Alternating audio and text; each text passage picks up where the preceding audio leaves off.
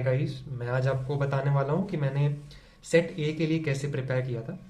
Set ए हमारा यानी हमारा कि SPOM self page online module law का। उससे पहले मैं आपको अपनी सिचुएशंस बता देता हूँ कि मेरे पास क्या क्या सिचुएशंस थी, तो मैंने क्या किया। मैंने एकदम से लॉ का पेपर नहीं दिया था।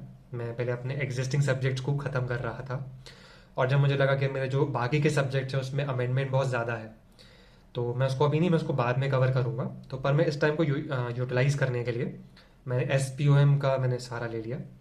और उस समय पे मतलब अभी के रिसेंट समय में जो SPOM का लॉ का पेपर है वो हार्ड आता जा रहा है। तो मैंने सोचा कि यार अब हार्ड आ रहा है, प्लस मेरा लॉ वीक भी है, प्लस मेरे पास अभी एग्जिस्टिंग अच्छा खासा टाइम है, तो मैं अच्छे से पढ़ के पेपर देता हूँ। प्लस IBS में लॉ का करीब 10 से 15 या 20 मार्क्स तक का वेटेज है। करीब 1/5 मार्क्स लॉ कवर कर सकता है अपने IBS के पेपर में। और तो मुझे समझा कि यार मुझे या फिर कोर्स ले लेना चाहिए। और अभी के समय में शुभम सिंघल सर का एक कोर्स लॉन्च किया था उन्होंने, जो SPOM ओरिएंटेड है। करीब उसमें 35 से 40 घंटे में पूरा लॉ कवर किया गया है, और MCQs भी अगर उसमें कवर करके जोड़ो तो करीब 45 आवर्स तक का पहुंच जाता है।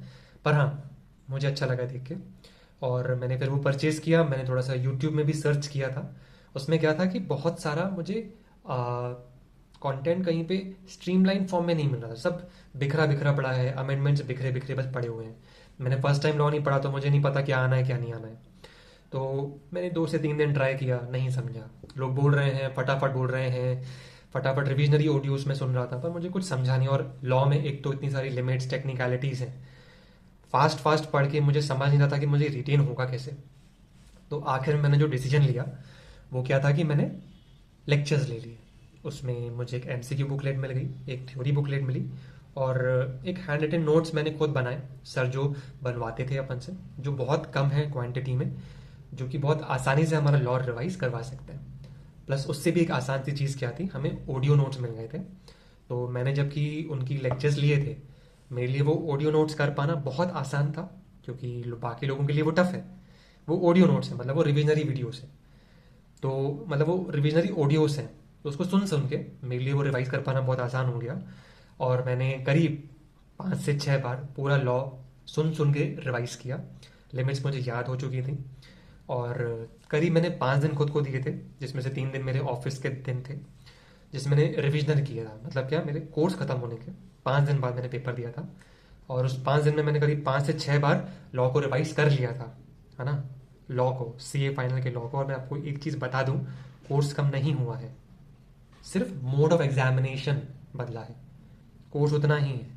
और MCQs हैं, यहाँ पे स्टेप मार्किंग नहीं मिलती, यहाँ पे या तो सही या तो गलत। तो ये चीज़ें थी जो मैंने अपने मन में रखी थी। प्लस मेरा थोड़ा लॉ वीक भी था, मेरे पास टाइम भी था, तो मैंने कोर्स ले लिया। और मैंने एग्ज़ाम वाले दिन पे भी पूरा पूरा एक बार लॉ पूरा सुन लिया था, और फिर मैं पेपर दे के आया था।